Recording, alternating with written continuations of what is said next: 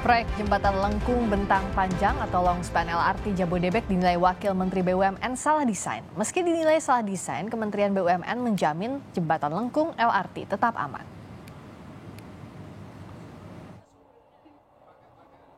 Longspan atau jembatan lengkung bentang panjang LRT Jabodebek disebut Wakil Menteri BUMN Kartika Wirjoatmojo salah desain. Dalam evaluasi, Wakil Menteri BUMN menyebut tikungan longspan kurang lebar sehingga LRT tidak dapat konsisten dalam kecepatannya. Dari hasil evaluasi, rangkaian kereta LRT harus melaju 20 km per jam saat menikung di longspan karena tikungan yang terlalu sempit. Dalam pernyataan tertulis, Wakil Menteri BUMN Kartika Wirjoatmojo mengakui jembatan dibangun oleh PT Adikarya.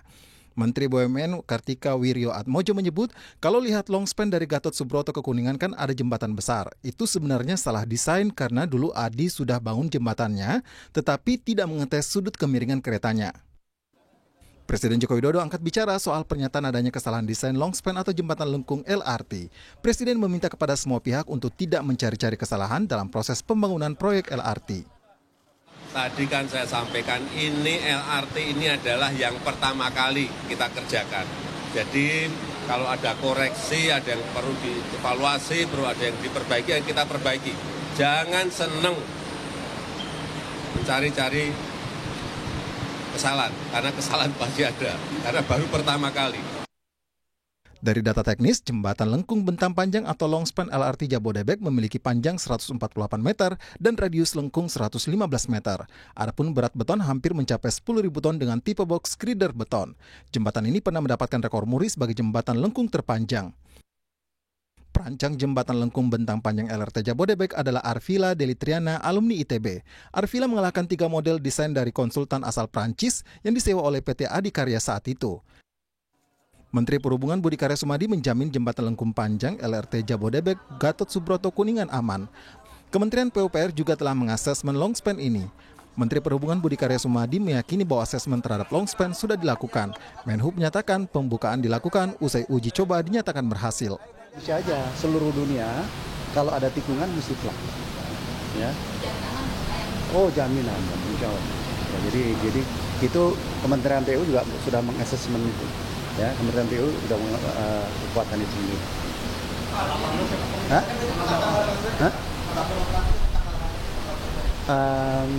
Tanggal kami tadi minta saran Pak Presiden. Pak Presiden sangat bijak. Pokoknya kalian melakukan uji coba. Pada saat uji coba berhasil, kita buka. Presiden Jokowi sendiri telah menguji coba kereta LRT Jabodebek sebelum dibuka secara resmi untuk masyarakat. Tim Liputan, Kompas TV. Lalu bagaimana sebenarnya idealnya jembatan lengkung LRT? Apakah memang akan diperbaiki atau hanya menyesuaikan kecepatan kereta LRT? Kita akan bahas bersama Arvila Delitriana, perancang longspan LRT Jabodebek.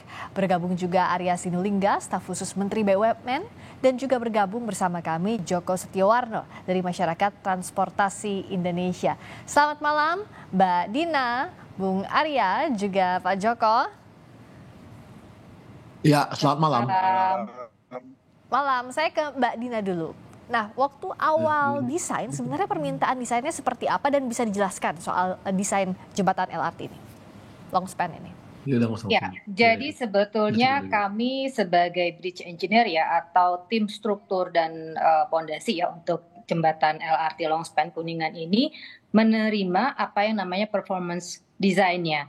Jadi apakah itu alignment dari treknya, kemudian kemiringan dan sebagainya, itu kami sudah menerima dari yang kompeten di bidangnya. Jadi kalau kami, saya memang tidak bisa menjawab karena bukan kompetensi saya untuk menyatakan bahwa lengkungnya memang harus seperti itu dan sebagainya, karena itu sudah merupakan studi tersendiri dari tim trek. Jadi tim alignment dari trek LRT tersebut, di mana sudah mempertimbangkan banyak hal, termasuk lokasi-lokasi dan lahan yang tersedia. Dan kami sebagai desainer untuk perencana jembatan tersebut harus bisa memberikan suatu masukan atau memberikan suatu usulan di mana posisi-posisi pilar yang sekiranya bisa dibangun dan kemudian meminimize dari kemacetan atau segala hal yang mengganggu lalu lintas di bawahnya dan secara struktur bisa dihitung, secara pelaksanaan bisa dilakukan dengan baik. Jadi artinya kami bertanggung jawab terhadap keamanan dari struktur tersebut yang sudah disesuaikan dengan kriteria desain atau masukan yang diberikan dari LRT sendiri. Jadi kalau di sini bisa kami sampaikan sudah dilakukan uji beban juga untuk LRT ini sesuai dengan bebannya dan alhamdulillah sudah terlaksana dengan baik. Jadi di sini bisa kami sampaikan kami sudah memperoleh sertifikasi layak fungsi untuk jembatan LRT Longspan Kuningan ini. Begitu, Mbak. Jadi semuanya itu sudah based on alignment tadi ya, sudah berdasarkan standar yang ditentukan dan sudah diuji pula. Jadi sebenarnya ini sesuai dengan apa yang direncanakan awal, sederhananya demikian begitu ya Mbak Dina? Betul sekali. Betul. Jadi kecepatan sudah disesuaikan, gaya-gaya kecepatan itu sudah disesuaikan juga. Oke, jadi kalau Mas Arya tadi secara kecepatan itu sudah masuk dari perhitungan dan desain itu juga sudah masuk perhitungan sesuai dengan standar di awal. Nah, kenapa ada pernyataan dari Pak Tiko, Wamen BUMN soal ini? Kemana arahnya begitu, Mas Arya? Oh saya? Ya, silakan Mas Arya. Oh iya, saya ini lebih kepada kecepatan. Jadi kan memang kalau pas di belokan itu kan dia jadi melambat. Mungkin Pak Wamennya kemarin melihat dari sisi sananya gitu. Karena dari cepat tiba-tiba harus melambat. Tapi dari sisi desain itu udah paling ekonomis. Ya, ini paling ekonomis karena kita kan kalau bangun apapun namanya kan dilihat dari semua sisi gitu. Dengan span panjangnya seperti itu kan artinya kita nggak butuh tiang-tiang juga penyangga di sana gitu. Hingga itu bisa mengurangi dari sisi pengeluaran di infrastrukturnya gitu. Nanti Mbak Dina bisa jelasin juga tuh. Kemudian di soal lebarnya pun dengan seperti itu kan lebarnya akan optimal gitu. Jadi dengan kondisi yang ada memang akhirnya memang itu yang paling optimal untuk LRT-nya gitu. Jadi memang menurun kecepatannya. Tapi dari sisi ekonomi biayanya juga itu paling optimal gitu. Kemudian juga Anda bayangkan kalau ada tiang-tiang di tengah jalan tol kan nggak mungkin juga ya. Sementara di situ tidak perlu ada tiang tuh di situ kalau dengan sekarang ini. Memang akhirnya mau nggak mau LRT-nya jadi lebih lambat dibanding kalau dia jalannya mungkin belokannya lebih jauh gitu ya. Tapi nggak juga banyak juga lah kekurangan untuk kecepatan. Maksudnya waktunya nggak gitu juga mengurangi banyak hal gitu. Jadi sebenarnya sih oke aja. Dan ini kan sebenarnya ini kan pembicaraan di Pak Wamen tuh bukan ke wartawan tuh sebenarnya. Dia lebih cerita-cerita saja mengenai di sebuah internal BUMN. Ternyata ada YouTube-nya live gitu loh. Iya. Ditangkap oleh banyak orang. Padahal dia hanya cerita ini begini. Tapi sebenarnya salah desain itu tidak mempengaruhi apa-apa kalau enggak. Jadi Pak Tiko itu bicara lebih kepada ini lambat akibatnya ini mungkin dulu salah desain atau Pak ini ya dan sebagainya dan kan dia bicara mengenai Inka dan sebagainya juga gitu. Jadi itu bukan membahas mengenai ini. Tapi dia lebih kepada ngomong seperti itu gitu ya. Tapi tiba-tiba orang liput langsung wah ini salah desain gini. Mungkin ya omongannya kan omongan internal yang bukan juga ke arah sana. Tapi kalau kita lihatnya kemudian BUMN melihatnya ini udah paling optimal untuk situasi dan kondisi jalan yang ada itu gitu. Dengan ruang yang ada itu udah paling optimal. Apalagi kita lihat bahwa ini juga inilah gitu. Secara biaya juga nggak tinggi-tinggi amat jadinya bagi kita dari BUMN gitu. Gitu Mbak. Dianggap ini sudah paling optimal. Kalau Pak Joko juga melihat, ini kan sebenarnya kalau kata Mas Arya tadi backgroundnya untuk internal. Tapi kalau dikaitkan dengan LRT yang sekarang juga baru diuji coba oleh Pak Presiden Jokowi, sebenarnya perlu menimbulkan kekhawatiran atau polemik atau seperti apa? Kalau dari sisi itu kan udah dicoba trial ya. Kalau di trialnya memang ya kecepatannya kan memang harus melambat di daerah di belokan itu gitu. Tapi kan sepanjang sistemnya oke sebenarnya nggak ada masalah. Nah kalau Pak Joko melihat ini nggak ada masalah juga sebenarnya atau seperti apa? Ya, saya kira sama ya. Bagi orang teknik sipil hal yang wajar seperti ini karena mengingat juga ruang yang digunakan juga tidak luas, memanfaatkan trase yang ada, belokan seperti itu tentunya memang ada syarat-syarat batas minimal yang bisa dirancang dan ini juga kan melalui Komisi Keamanan Jembatan dan Terowongan yang sudah disetujui atau disepakati dan direkomendasikan untuk dan dinyatakan baik untuk digunakan. Yang memang kalau diambil itu kecepatannya ya karena desainnya aerodinamikanya juga bukan seperti itu, dan saya kira itu hal yang wajar. Tidak bisa kita samakan hal itu dengan jalur yang lurus atau dengan radius yang lebih besar, karena kebebasan ruang tadi. Dan saya juga sampai dicoba sampai 5 kali tadi. Maka benar wajar aja itu. Jadi kalau Pak Joko bilangnya ya wajar saja begitu ya dengan desainnya demikian, ada pelambatan kecepatan. Kalau Mbak Dina sebenarnya dalam proses desain mungkin awam kan tidak begitu paham. Apakah ada pilihan misalnya desain A konsekuensinya kecepatannya menurun tetapi memang ini yang paling ideal atau seperti apa sih proses itu Mbak Dina? Kalau dalam alignment itu memang ada kondisi di mana kita harus lengkung ya, harus curve. Terkait dengan lahan, itu yang disampaikan kepada saya waktu saya nanya, ini memang harus melengkung begini, begitu kan? Jadi alignment-nya kan sudah diberikan kepada kami. Nah, konsekuensinya adalah memang kecepatannya di mana-mana kalau lengkung ya harus berkurang. Kalau enggak dia terlempar, ada gaya sentrifugal yang cukup besar. Tetapi gaya sentrifugal itu juga harus bisa diakomodir oleh struktur jembatan, dan itu sudah kami lakukan. Jadi dalam artian memang kecepatan pasti berkurang, otomatis. Jadi dari LRT-nya sendiri memang mensyaratkan demikian. Jadi kalau kecepatannya berkurang ini tidak ada dampak apa-apa sebenarnya ya. Itu sudah memperhitungkan kesediaan lahan dan sebagainya, berarti sebenarnya tidak ada istilah salah desain begitu ya Mbak Dina? Kalau dari pihak kami menyatakan demikian. Kalau Mas Arya juga melihat sebenarnya tidak ada istilah salah desain begitu, karena kan ini kutipan sederhana.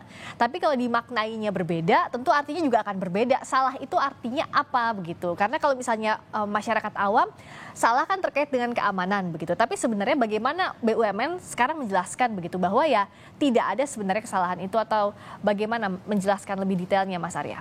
Nah ini saya jelasin. Iya silakan, makanya ada Mas Arya, makanya kita ngobrol banyak di sini. Nah, itu tadi saya jelasin bahwa ya itu lebih kepada ini harusnya begini, dan mungkin dari awal jalannya nggak lewat dari mana gitu-gitu loh, supaya panjang belokannya ya gitu-gitu. Lebih kepada itu aja, karena kecepatan menurun pada saat belokan itu. Itu lebih kepada omongan di internal gitu ya, kemudian ditangkap soal desain, bukan begitu gitu. Kalau tadi bukan di situnya. Nah, tapi sudah kami jelaskan ini adalah yang paling optimal untuk infrastruktur dengan kondisi seperti ini, dan cukup dengan kecepatan diturunkan di belokan itu udah selesai gitu. Tidak masalah. Tadi kan Pak Jokowi uji coba salah satunya dengan Pak Menteri BUMN juga, Pak Erick Thohir, lalu di wawancara wartawan saat turun itu ditanyakan yang soal salah desain, ya kalau ada yang harus dievaluasi ya evaluasi, nggak usah saling kritik dan sebagainya. Nah setelah itu, setelah selesai uji coba, apa saja catatan yang diberikan ke BUMN Mas Arya? Kalau kita ini ya nggak ada masalah ya. Kami nggak ada masalah, sekarang tinggal kita koordinasi sama teman-teman dari Kementerian Perhubungan, dengan teman-teman KAI menjalankannya. Kalau semua udah aman, operasional aja, biasa aja, nggak ada sesuatu yang luar biasa.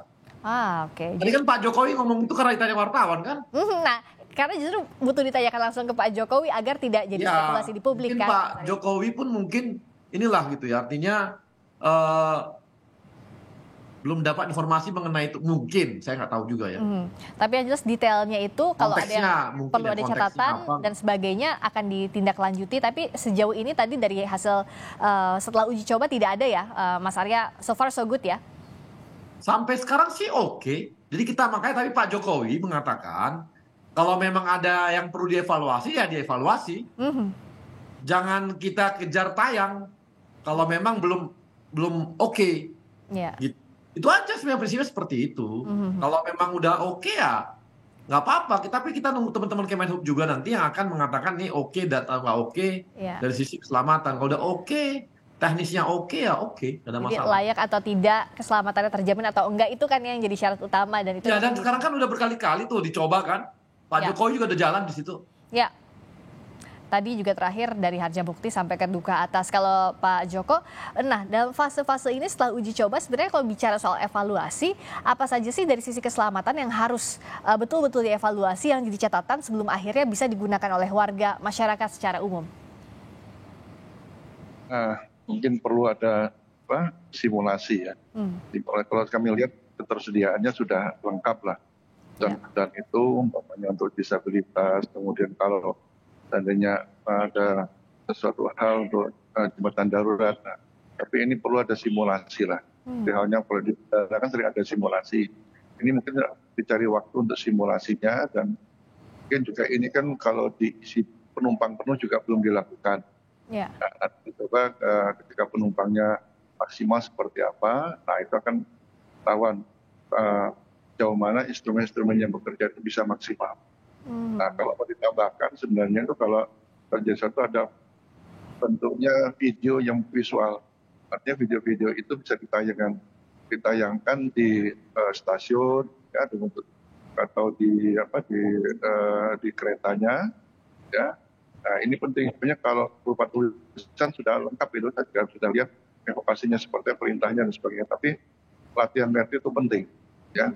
Informasi-informasi berupa video visual ini bisa untuk mengingatkan kita lah. Selain juga video itu juga tayangan bisa diisi iklan-iklan, umpamanya seperti itu sebagai tambahan aja nanti. Iya, karena ini kan transportasi baru juga ya untuk warga, begitu Pak Joko ya. Jadi warga juga harus terinformasi dengan baik soal semuanya ini. Nah, bicara soal tiap tahapnya, begitu Mbak Dina, apakah memang kalau dari sisi perancang jembatan Lengkung LRT ini tetap dilibatkan dalam fase-fase uji coba atau seperti apa sih sebenarnya Mbak Dina? Iya, fase uji coba lebih ke arah uji beban ya. Jadi kalau kereta atau jembatan apapun itu untuk bisa diserahkan kepada penggunaan untuk masyarakat, kami harus melakukan uji beban. Jadi kalau Pak Joko sampaikan dicoba dengan orangnya penuh. Nah, kalau uji beban kan nggak boleh ada orang ya. Itu diisi dengan pasir-pasir yang beratnya sama dengan kalau orang itu penuh. Kurang lebih seperti itu. Jadi artinya untuk beban sudah kami coba kalau seolah-olah di dalamnya ada orang. Tapi karena ini uji coba beban itu tidak boleh, dari Kemenpupr itu dari safety, kalau uji beban nggak boleh orang beneran yang memenuhi kereta tersebut. Jadi sudah diisi dengan beban-beban pasir yang bisa mensimulasikan beban-beban orang, dan alhamdulillah hasilnya sangat baik. Begitu, Pak. Alhamdulillah. Dan nanti sebenarnya stepnya selain uji coba beban, untuk sampai layak itu apa saja sih Mbak Dina? Sampai pertama kan layak desain, kemudian layak fungsi, ada diskusi-diskusi lagi. Jadi untuk bisa memantau apakah dari uji beban tersebut sudah inline dengan desain. Jadi saya mengatakan kalau dibebani sekian, dia harus ada gaya sekian, itu sudah diuji cukup panjang ya dengan Komisi Keselamatan Jembatan dan Terowongan Jalan dari Kemenpupr. Jadi beliau-beliau ini kan orang-orang yang sangat pakar. Jadi ada proses-proses seperti itu, baru bisa dikeluarkan sertifikasi layak desain untuk kekuatan jembatannya. Begitu. Nah, kalau Mas Arya terakhir, jadi apa saja persiapannya? Tentu ini kan butuh sinergi antar kementerian, lembaga, sampai nanti LRT ini bisa dicoba oleh masyarakat umum, bisa digunakan sehari-hari. Nah, sekarang persiapannya seperti apa saja, pesan dari Pak Jokowi dan juga yang sudah dirapatkan antar kementerian dan lembaga soal ini? Ya, yang pasti ya, kan ini sekarang kita trial terus ya, karena kan ini juga keretanya ini kan, LRT-nya ini kan generasi terbaru ya, di mana kita ini nggak pakai masinis gitu. Tentunya ini seperti AI aja, jadi perlu yang namanya trainnya itu diajarin gitu. Nah, sekarang ini masa pemberian pengajaran gitu loh ke trainnya, karena dia kan butuh memori. Diberhenti sampai sini berapa jam, ketemu di sini berapa ini, ada perlambatan, ketemu span dia melambat, ketemu ini melambat berapa meter dari jauh dari span dia turun kecepatan, nanti masuk ke stasiun, dia udah tahu turunan kecepatannya dan sebagainya sampai berhentinya bagaimana. Jadi ini memang sekarang adalah saat untuk memberi memori kepada sistemnya LRT ini gitu. Makanya dia butuh terus-menerus latihan. Latihan uji coba itu terus. Kalau nanti udah oke sih, jalan baik kok ini. Kita tunggu LRT berfungsi dengan baik dan tentunya aman dan nyaman untuk warga. Terima kasih banyak atas waktunya. Sekali lagi di Sapa Indonesia Malam, Arvila Delitriana, perancang Longspan LRT Jabodebek. Terima kasih Mas Arya Sinulinga, staf khusus Menteri BUMN, dan juga Pak Joko Setiowarno dari Masyarakat Transportasi Indonesia. Mbak Dina, Mas Arya, Pak Joko, terima kasih banyak. Selamat malam. Terima kasih. Terima kasih. Terima kasih Dina. Terima kasih ya Daria. Terima kasih Mas.